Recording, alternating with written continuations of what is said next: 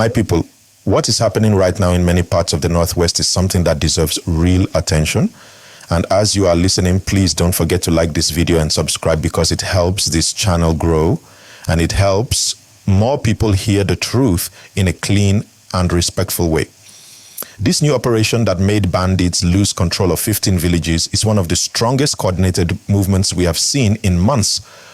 The kind of move where the security teams come together quietly, plan for days, gather information from different communities, study the roads, study the forests, and then go in at the exact moment when the criminals least expect it. And as they step in, they don't rush with noise. They go with strategy, patience, and calm force. Many residents said they felt a kind of relief they have not felt in a long time.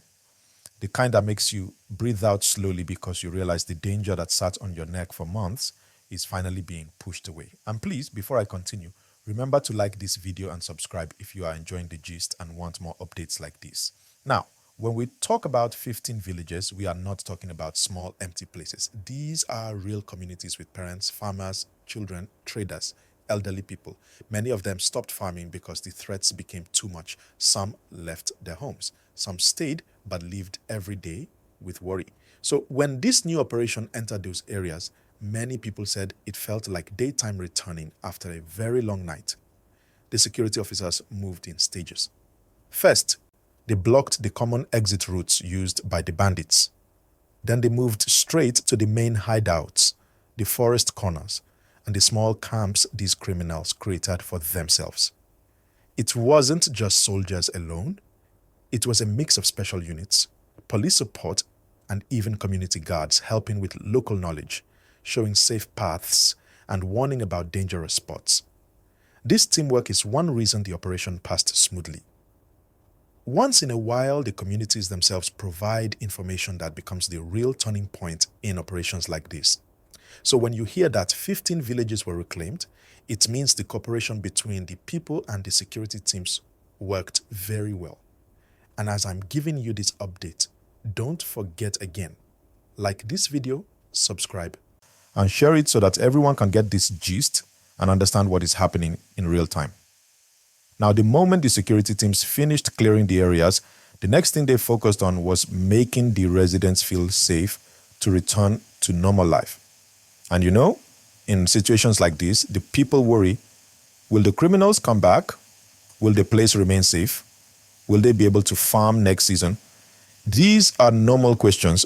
What usually happens is that security presence remains for some time. Patrol vehicles will pass through. Officers will stay on standby. The goal is to make sure the criminals do not return easily. You see, the emotional part of this whole thing is that many families have been separated for months. Some returned home and found the houses damaged, the farms empty, or the belongings scattered. Yet even with the damage, the joy of safety often comes first. You can rebuild a roof, you can replant crops, but peace of mind is priceless.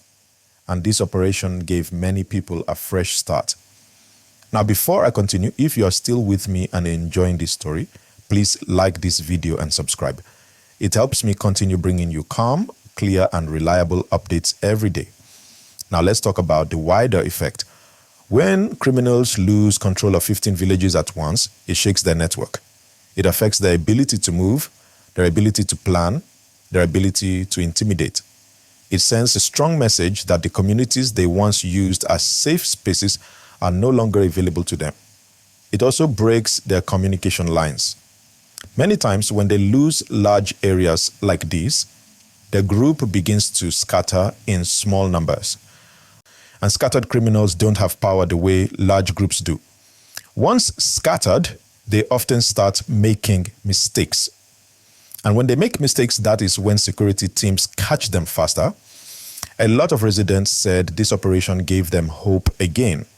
Hope for the dry season farming, hope that schools can reopen safely, hope that the roads will be usable again without fear of attacks.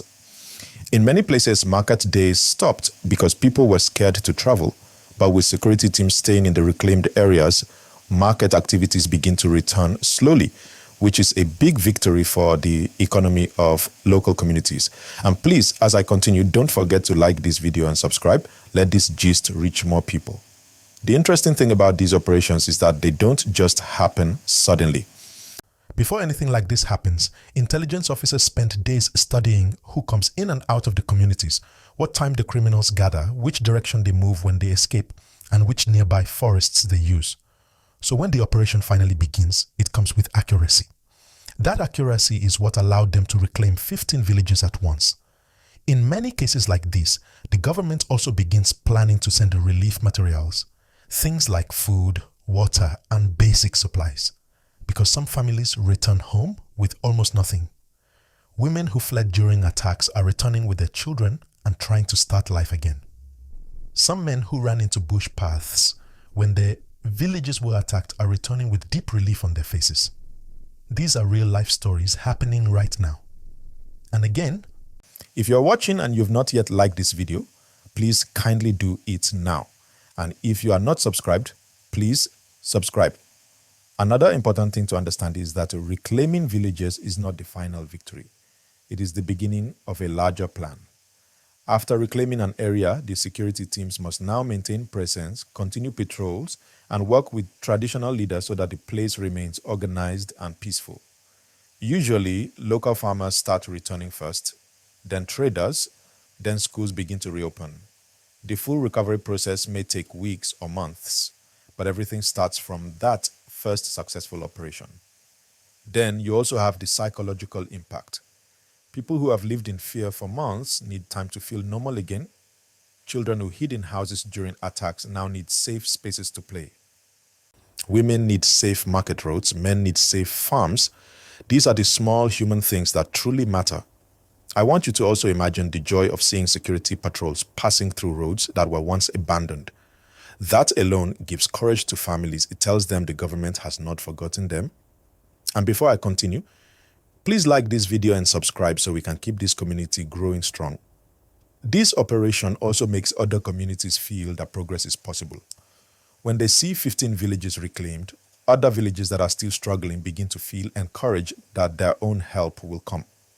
That hope is powerful. It reduces panic and helps people stay calm while waiting for support.